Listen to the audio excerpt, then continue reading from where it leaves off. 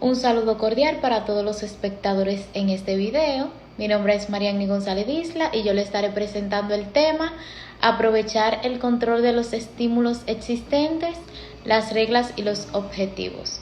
Iniciaré con una pequeña introducción sobre un ejemplo que abarca el material con respecto a una joven que va a iniciar una actuación de patinaje. El psicólogo deportista se encuentra hablando con la joven minutos antes de presentar su actuación.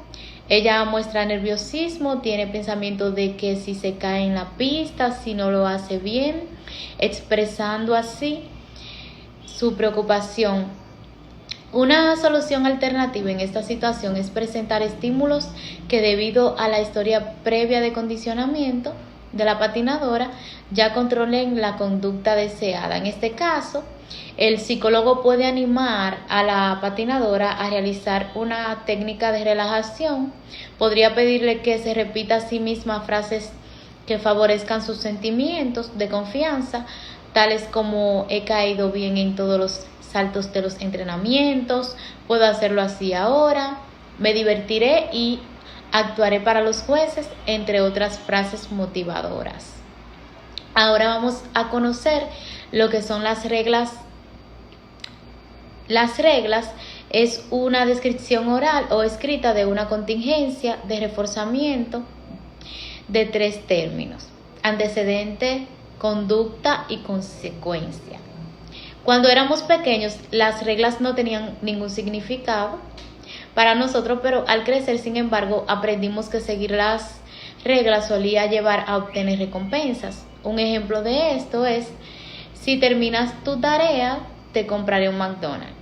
Otro ejemplo es: si no cumples con tus deberes, no te dejaré salir de casa.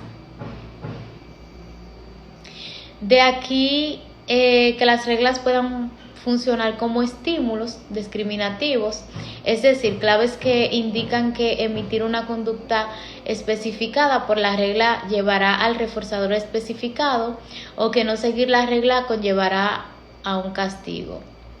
Como los ejemplos ya mencionados, podemos darnos cuenta de que las reglas identifican claramente reforzadores o castigos asociados a sus cumplimientos. Los reforzadores también están implícitos en reglas formuladas en forma de consejo. Un ejemplo de esta es: debes de recibir una buena educación. Por otra parte, también está la regla con formato de orden o amenaza. Señalan que su incumplimiento será castigado. Por ejemplo, no toques ese vaso de cristal. Conlleva a que tocarlo conducirá a algo desagradable. Conducta moldeada por contingencias y conducta gobernada por reglas. La conducta moldeada por contingencia implica consecuencias inmediatas y se fortalece típicamente poco a poco mediante ensayo y error. La conducta gobernada por reglas suele implicar consecuencias demoradas y lleva frecuentemente a cambios conductuales inmediatos. Conocer cómo funciona la conducta gobernada por reglas nos permite explicar mejor algunas aplicaciones presentadas anteriormente que implican efectos indirectos de los reforzadores. Cuando las reglas son especialmente útiles, hay algunas situaciones específicas con personas que han desarrollado el lenguaje en que incluir reglas en los programas conductuales es especialmente efectivo. Cuando se desea un cambio conductual rápido, el uso correcto de las reglas a menudo produce cambios conductuales más rápidos que el moldeado. Encadenamiento o experiencias de ensayo y error con reforzamiento-extinción. Cuando los reforzadores naturales son muy intermitentes, supongamos que los vendedores de grandes almacenes trabajan a comisión. Durante la temporada después de las Navidades, las ventas bajan mucho. Los vendedores son reforzados inmediatamente cuando hacen una venta porque obtienen un porcentaje, pero tienen que acercarse a muchos clientes antes de conseguirlo. Cuando la conducta lleva a un castigo inmediato severo, las reglas pueden ayudar a aprender por las buenas conductas apropiadas, porque aprender por las malas a veces es muy costoso. ¿Por qué las reglas controlan nuestra conducta? Existen varias explicaciones posibles. En primer lugar, aunque el reforzador identificado en la regla esté aplazado para una persona, otras personas podrían proporcionarle otras consecuencias inmediatas si sigue o no sigue la regla. En segundo lugar, una persona podría seguir una regla inmediatamente después de hacerse a sí misma autoafirmaciones reforzadas. Una tercera posibilidad es que las interacciones operantes respondientes previamente experimentadas hayan sido tales que el seguimiento de las reglas fortalezca automáticamente y el fracaso al seguirlas sea automáticamente castigado. Reglas efectivas y no efectivas. Hemos dicho que una regla es una indicación de que comportarse de una manera específica llevará a un reforzador y a escapar o evitar un castigo, pero no todas las normas son iguales. Le estaré mencionando 5 condiciones que afectan la probabilidad de seguir una regla. Serían descripciones específicas frente a descripciones vagas. Una regla que describa la conducta, más probabilidades de seguir que una que la describe vagamente. Descripciones específicas de las circunstancias frente a descripciones vagas. Una regla que describe las circunstancias específicas en que la conducta debería ocurrir hace más probable su seguimiento que si no las describe o la hace vagamente. Consecuencias probables frente a improbables. Habitualmente seguimos las normas que identifican conductas con consecuencias muy probables.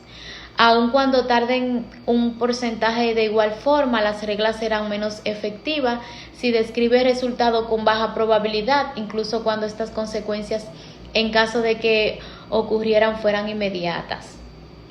Consecuencias mayores frente a consecuencias menores, pero significativas si se acumulan. Las reglas que describen consecuencias importantes suelen ser eficaces.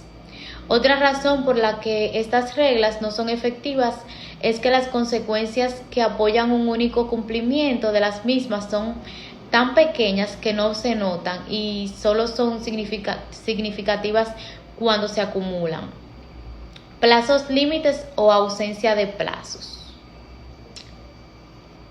Para resumir, las reglas que describen circunstancias específicas y plazos para la conducta específicas que conllevan resultados considerables y probables suelen ser efectivas, incluso cuando los resultados estén demorados. Pauta para usar reglas de forma efectiva. A continuación, les estaré presentando algunas pautas generales para la aplicación efectiva de reglas. Las reglas deben ser comprendidas por los usuarios a quienes van destinadas. En el segundo enunciado de las reglas habrá que identificar claramente las circunstancias en las que debe producirse la conducta específica que debe seguir la persona, el plazo para llevar a cabo la conducta a las consecuencias específicas implicadas en el cumplimiento de las reglas, las consecuencias específicas de no cumplir la regla. Bien, ahora le estaré hablando sobre los objetivos en torno industriales u organizacionales de los programas de establecimiento de objetivos han conseguido mejorar el rendimiento en áreas como cargar camiones, conductas de seguridad, servicio a los clientes y mecanografía. En el deporte, los programas de establecimiento de metas han facilitado logros en áreas como vueltas completadas al correr, tiro de faltas en el baloncesto, servicios en el tenis y precisión en lanzamiento con arco. Las metas se ven como compromisos propios hacia el esfuerzo y dedicación necesarios para lograr el éxito, dan un sentido y ayudan a mantener a concentración lo que se persigue desde una perspectiva comportamental, y sin embargo una meta puede considerarse como una regla. Establecimiento apropiado e inapropiado de los objetivos. Se pueden distinguir dos tipos de metas: las conductas y los resultados o productos de la conducta. Los objetivos específicos son más eficaces que los objetivos difusos. En lugar de una meta como tener una relación mejor, una pareja podría acordar pasar al menos media hora realmente juntos, dando un paseo, reducirse el uno al otro diariamente, al menos 3 aspectos que aprecian de su relación y compartir equivalentemente la responsabilidad de cómo gastar el dinero. Los objetivos relacionados con el aprendizaje de habilidades concretas deberían incluir criterios de maestría. Un criterio de maestría es una pauta para realizar una actividad de forma que su cumplimiento señala una actuación ejecutada con pericia y maestría. Los objetivos tienen que identificar las circunstancias bajo las que ocurrirá la conducta deseable. Los objetivos realistas desafiantes son más apropiados que los del tipo haz lo mejor que puedas. Los objetivos públicos son más efectivos que los privados. El establecimiento de objetivos es más efectivo si se introducen plazos. El establecimiento de los objetivos más la información es más eficaz que el solo establecimiento de objetivos. El establecimiento de los objetivos es más adecuado cuando las personas se comprometen con los objetivos. Pauta para el establecimiento de objetivos. Podemos ver acá que somos muchos los que hacemos propósitos de año nuevo, pero claramente existen algunas formas de establecer objetivos más eficaces que otras para inducir a su consecuencia. Con las siguientes pautas es más probable que constituyan una táctica útil para modificar la conducta, establecer objetivos específicos, realistas y que supongan cierto desafío, identificar las conductas específicas y las que deberían ocurrir para lograr las metas, especificar con claridad las consecuencias de alcanzar el objetivo o de no hacerlo, dividir las metas a largo plazo en varios objetivos a corto plazo.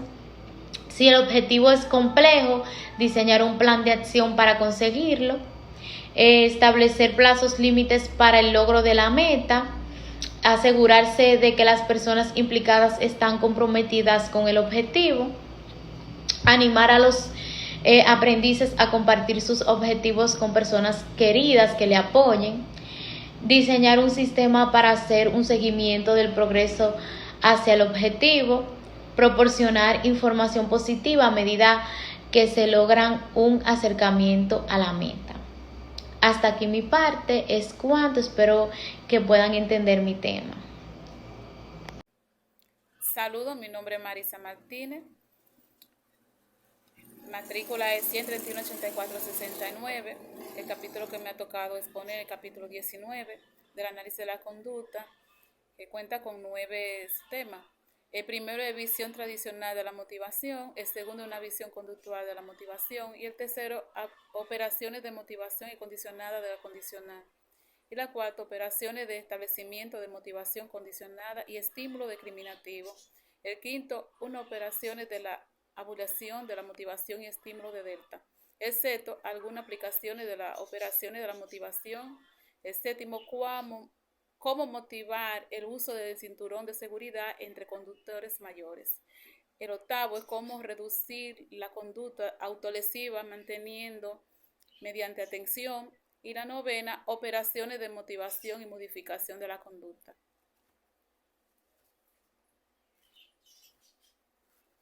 Empezamos con el primer tema, que es la visión tradicional de la motivación. Considere la conducta de Susie y Jack de tercero de la primaria. Susie siempre termina los deberes y trabaja tenazmente en clase, presta atención a los docentes y es amable con todos sus compañeros. La profesora, en la palabra de ella, dice que Susie es muy buena alumna porque está muy motivada. Jack, por el contrario, por otro lado, todo lo contrario es Jack. Jack rara vez acaba la tarea, hace de tonto siempre que la profesora esté explicando, tampoco parece aplicarse mucho. La tutora dice, cree que Jack está a falta de motivación. ¿Cómo ilustramos este ejemplo? Muchas personas conceptualizan la motivación como un algo en nosotros que causa nuestras acciones. La definición de Waster and Navier define que motivación es como un impulso que hace que una persona actúe de una determinada manera. Mucho texto de Introducción a la Psicología define la motivación como el estudio de impulso interno, necesidades, deseos que causan nuestras acciones. Una limitación conceptual de la visión tradicional es que implica un razonamiento circular. Las cosas casuales, impulso, motivo, etc. Suele inferirse de la conducta que se pone y que se explica. Por ejemplo, ¿por qué trabaja tanto Susi? ¿Por qué está muy motivada? ¿Por qué sabemos que está muy motivada? ¿Por qué trabaja muy duramente? Existen varias limitaciones para conceptualizar la motivación como una causa interna. Primero, la sugerencia de que la causa de comportamiento se encuentra en nuestro interior podría considerar innata, no, ignorar a los principios de modificación de la conducta descritos en los capítulos previos, así como la cantidad de datos que demuestra que la aplicación de ese principio puede modificar la conducta de manera efectiva. 2. Podría inducirnos a culpar a personas por su bajo resultado. Ejemplo, Jack simplemente no está motivado.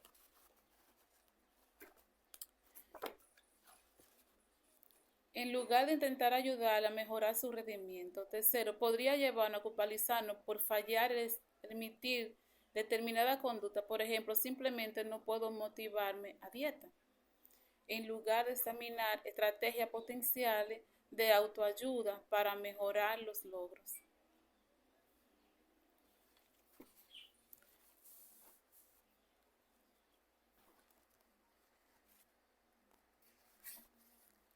Tema 2.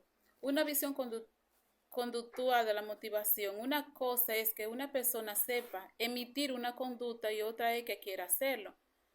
En la psicología tradicional, los procesos relacionados con querer hacer algo o ha sido abordado desde la teoría de la motivación de Mitchell 1993.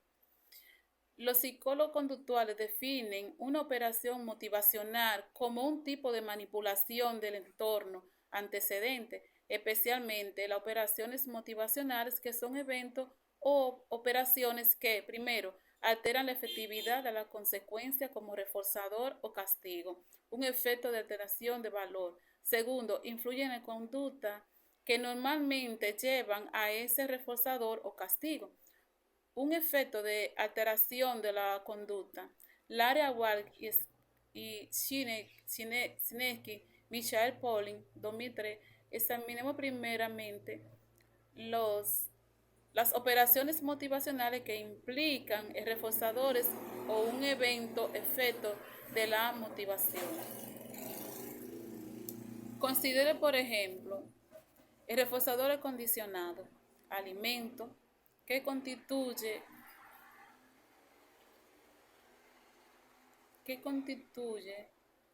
en reforzar potente si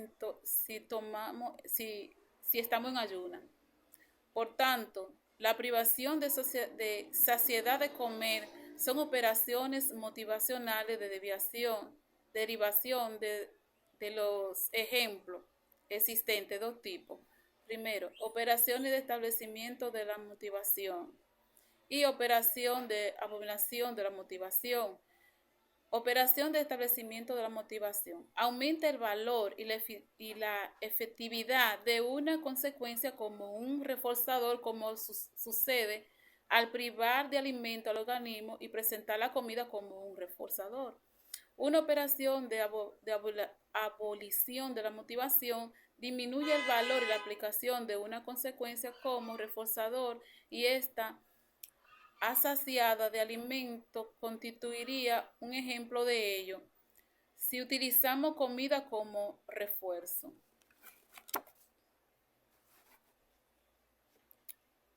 Tema 3. Buenas tardes, maestra, compañeros. Mi nombre es Daisy de la Cruz. Es un placer para mí hacer esta exposición para todos ustedes. Pertenezco al grupo número 5 y soy la última expositora de este grupo. En la tarde de hoy voy a estar hablando al respecto del tema número 4, el cual se llama Tratamiento de los datos. Forma parte del capítulo número 20 de esta misma parte y se trata sobre la evaluación conductual en consideraciones iniciales. Bien sabemos que la evaluación conductual implica un procedimiento en el cual se recogen, se analizan informaciones, así como también datos, con el objetivo de poder identificar y describir los objetivos comportamentales, también sobre especificar las causas que pueden originar un comportamiento como probabilidades. También de elegir las estrategias adecuadas para intervenir a un paciente y para poder modificarlo y evaluar al final los resultados de este tratamiento. Entonces existen unas fases mínimas que incluyen un programa y se constan de 4, que son la fase inicial de criba y recogida de datos para clarificar el problema y determinar quién debe realizar el tratamiento. Entonces, en toda interacción inicial entre clientes y profesionales o instituciones, pueden o consisten en rellenar un formulario de ingreso o un historial personal en el que se piden datos generales del cliente, tal como nombre, fecha de nacimiento, estado civil, dirección y todo ese tipo de conjuntos que son propios de una persona. Entonces también se da lo que es una breve exposición de las razones por las cuales se acude a la clínica o al servicio, o sea, el cliente da sus razones. Entonces, de esta forma, en esta parte, las instituciones pueden determinar cuáles son las terapeutas ideales o adecuadas para intervenir en el problema en específico que el cliente ha planteado y tomar una elección de si se va a tratar el caso o se va a remitir a otros profesionales. Por ejemplo, hay personas que solamente requieren de un psicólogo para tratar sus situaciones mentales y hay otros que requieren un psiquiatra o la combinación de ambos. Por ejemplo, una persona que tiene una depresión y ansiedad moderada o grave, lo ideal es que un psicólogo y un psiquiatra puedan encargarse de esta parte, ya que, como sabemos, el psicólogo no medica, sino que trata con aquellos trastornos que son leves, que pueden tratarse con terapia continua y no necesitan de fármacos. Y al contrario del psiquiatra, pues sí ya indica cuáles son los fármacos que se van a tomar y otro tipo de medidas. Entonces el psicólogo está encargado de indicar ese paciente ya a otro profesional de salud. Ya bien sea también puede ser un neurólogo o cualquier tipo de profesional. Entonces la segunda función es darle la información a los clientes al respecto de las políticas y las normas del centro de acuerdo a los servicios que van a prestar al cliente. Entonces,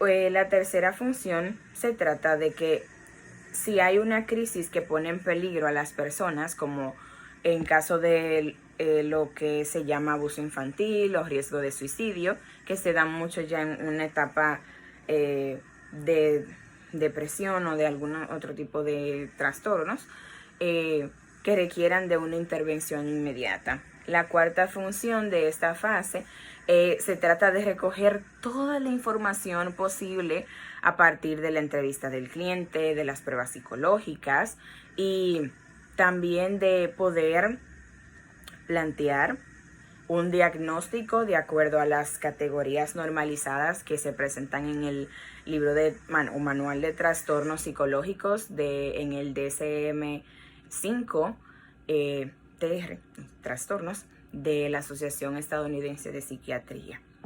Entonces, otra de estas es una línea base o evaluación previa al tratamiento. Entonces, los profesionales se encargan de evaluar la conducta de interés que se requiere modificar para determinar cuál es el nivel y la magnitud antes de la introducción del programa. Es decir, que primero observan cuáles son las conductas, aquellos malos hábitos, aquellas cosas que se requieren mejorar antes de poder hacer esta introducción. Entonces, es importante la recogida de datos, es importante hacerle saber al cliente qué es lo que se va a hacer. Entonces, es importante también en esta parte poder guardar, redactar todas aquellas informaciones en cuanto al comportamiento para poder decir como que, bueno, primero este es el antes y este es el después, como podamos ver el cambio después de la evaluación. Entonces, también se analiza el entorno actual en que los clientes viven con el propósito de identificar algunas variables para controlarla, para poder manejar la conducta a modificar. Entonces, una fase de tratamiento, esa es otra parte. Los terapeutas se van a poner a diseñar el programa para poder alcanzar el cambio deseado de la conducta en el paciente o en el cliente. Entonces, estas intervenciones en lo que son ámbitos comunitarios y clínicos se les suele llamar como estrategias de intervención o programas terapéuticos. Entonces, los programas de modificación de conducta conllevan la observación y el registro de manera para toda la vida. Digamos, por ejemplo, yo tengo estos lentes y no me los puedo quitar porque tengo una condición que es permanente y hasta que yo muera, ¿verdad? Entonces, así mismo es la observación y el registro. Pero en la parte del comportamiento de interés, a lo largo del entrenamiento o tratamiento que se le aplique al cliente. Entonces, la fase de seguimiento. Esta parte considero que es muy importante y en general en la vida dar seguimiento a algo que nos importa, de verdad va a podernos permitir ver a nosotros en qué necesitamos ayudar a la gente, especialmente en esta parte. Entonces, la fase de seguimiento sirve para que podamos determinar si las mejoras han sido constantes. Las mejoras que se han conseguido siguen a través del tiempo. Entonces, cuando ya haya terminado, ya que, por ejemplo, los modificadores de conducta consideran que si el problema no está resuelto, si los logros no son permanentes, pues el resultado, como esa terapia o todo el proceso no ha finalizado, sino que hay que intervenir de nuevo para que puedan obtener los resultados. Entonces, recoger información para la evaluación de la línea base. Entonces, definir los objetivos comportamentales con claridad, precisión y en términos observables es un prerequisito muy importante para el diseño y aplicación de los programas de modificación de conducta. Entonces, estos procedimientos de evaluación permiten recoger la información necesaria para poder definir y registrar los objetos comportamentales que se organizan en tres categorías: indirectos, directos y experimentales. Entonces, los procedimientos de evaluación indirecta, pongamos un ejemplo de que ustedes son unos de los, nosotros en general, somos de los muchos terapeutas comportamentales que recibe a sus clientes en el consultorio, de acuerdo a una cita previa, como yo usualmente cuando voy a la psicóloga, ella me recibe en un, bueno, psicóloga y lo que estamos tratando no es lo mismo, pero es un ejemplo, vamos a decir. Como psicóloga me recibe en un cubículo o en una oficina y con una cita previa de un día, tal hora y así. Entonces, si este es el caso de cualquiera de nosotros que vayamos a trabajar en este aspecto, nosotros no podremos observar a los clientes en las situaciones que habitualmente se pueden observar esas conductas inadaptadas. Entonces, obviamente, en ese caso ya tendremos que utilizar otros procedimientos de evaluación indirecta como entrevistas con los clientes, entrevistar a otras personas que sean del círculo de la persona, cuestionarios, escenificación de papeles, consultas con otros profesionales, autoinformes de los propios interesados. Entonces, la evaluación indirecta ofrece ventajas como son la comodidad, precisar demasiado, o sea, que no precisa demasiado tiempo, no se toma mucho tiempo, y permitir recoger información sobre las conductas encubiertas. También plantea inconvenientes porque como todo tiene sus pros, también tiene sus contras. Entonces, ya que pasa que quienes aportan la información podrían no recordar los datos con exactitud o no podrían permitir como que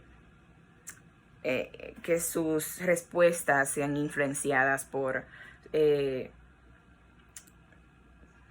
algún problemilla por ahí, algún sesgo en sus descripciones, como que sus emociones y sus sentimientos no vayan como por ahí en esas informaciones.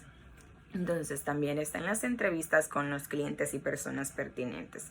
Entonces, durante las entrevistas iniciales es probable que los terapeutas comportamentales y los tradicionales utilicen técnicas similares para ayudar a que las personas se sientan cómodas para obtener información. Entonces, es muy importante que puedan escuchar atentamente, hacer preguntas abiertas, pedir aclaraciones, expresar interés en la información que el cliente le está informando, porque no es posible que nosotros estemos hablando ahí, que estemos con el teléfono o que llegue una llamada y nosotros estemos ahí. También a veces hay llamadas que son importantes, pero cuando estamos en el área de trabajo, si no es una super emergencia, creo que no sería apropiado como que estarnos durmiendo o mirando para otro lugar. Entonces sabemos que prestar atención y expresar interés forma parte de ver, escuchar y estar atentos. A la mente tiene que estar como en el momento presente, ser consciente de que estamos ahí. Entonces también poder reconocer la importancia de las dificultades y los sentimientos expresados por el cliente. Entonces, para continuar sobre los otros procesos de evaluación indirecta, tenemos cuestionarios, también los cuestionarios sobre el historial de la persona, los autoinformes sobre los problemas con respuestas alternativas, que se tratan de listados exhaustivos en que los clientes no tienen más que marcar características aplicables a su situación. En estos inventarios resulta muy útil porque ayudan a los clínicos a especificar o saber con precisión las dificultades por las que las personas solicitan ayuda. Entonces también las encuestas, las escalas de evaluación, interpretación de papeles, información procedente de consultas a otros profesionales, autoobservación y entonces, ahora los procedimientos de evaluación directa. Estas son como las características de un procedimiento de este tipo, cuya principal ventaja respecto a los procedimientos indirectos es que suele ser mucho más precisos. Las principales desventajas de los procedimientos de observación directa son que requieren bastante tiempo y los observadores han de estar adecuadamente entrenados y que no son útiles cuando se trata de conductas encubiertas. Entonces ya para esos procedimientos hay otras cosas. Entonces, procedimientos de evaluación empírica es el primero, recoger datos con ayuda de la informática. Por ejemplo, existen programas informáticos que simplifican enormemente la grabación de registros, que aumentan también muchísimo la eficacia de análisis de datos. ya si proceden de la observación directa como si los registran los propios interesados. Entonces, ¿cuáles son las razones por las cuales es importante recopilar datos? Recopilar datos para mí es como la historia familiar. Si no sabemos o no conocemos quiénes son nuestros familiares, bisabuelos, abuelos, tíos, tías, primos, no vamos a poder saber nada de nosotros mismos. Nosotros somos un conjunto de todos aquellos familiares. Entonces yo lo comparo como algo así. No sé si saben qué es la historia familiar, pero es muy importante, así como ese apartado. Entonces, la importancia de recopilar datos en primer lugar. En una evaluación comportamental exhaustiva, proporciona una descripción del problema extensa que podrá ayudar a los profesionales a decidir quién es la persona adecuada para diseñar el tratamiento. Entonces, hay veces que en una línea base correcta indicará que aquello que parecía un problema no lo es realmente. Entonces, una segunda es que la razón para evaluar y registrar el comportamiento cuidadosamente es que al hacerlo suele ayudar a los modificadores a poder identificar las estrategias de intervención ideales para ese cliente. La tercera es que para realizar un registro exhaustivo de los datos durante la línea base y durante el programa es que ambos van a tener la evidencia para determinar si la intervención ha producido o está produciendo los cambios esperados en el comportamiento. La cuarta razón es para poder registrar con precisión la conducta y publicar los resultados, sobre todo en algún tipo de formato gráfico. Y también una parte muy importante es que poder ver estas cosas anima muchísimo a los participantes o a los clientes que han tenido toda esta trayectoria en cuanto a sus resultados, de cómo eran al principio, cómo ha sido el desarrollo hasta casi concluir. Entonces, se sienten como muy animados y muy motivados, ya que han llevado a cabo el programa de modificación de conducta. Una quinta razón es que para registrar y representar gráficamente la evolución puede conducir a que los aprendices manifiesten cierta mejoría sin necesidad de aprender o ahondar mucho del tratamiento, entonces lo cual sería una manifestación del fenómeno llamado reactividad. Entonces, cuando nosotros somos conscientes de que nuestra conducta está siendo observada, ya sea por otras personas o por nosotros mismos, la alteramos. Y yo soy testigo de eso.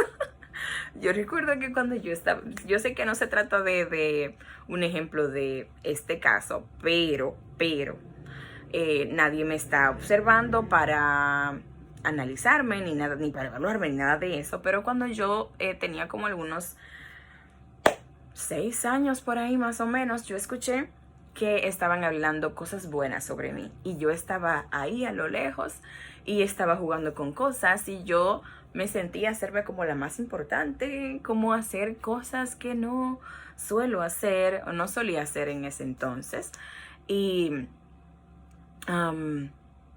también en frente de otras personas, de acuerdo a la psicología social, yo he aprendido que cuando estamos con otras personas haciendo cosas, nos volvemos más competitivos y solemos hacer cosas que no hacemos. Y lo que realmente somos no se puede ver porque sabemos que nos están observando, entonces no es lo mismo. Necesitamos ser observados naturalmente en nuestro ambiente normal y de ahí pueden sacarse las buenas informaciones y los buenos datos para eso. Entonces,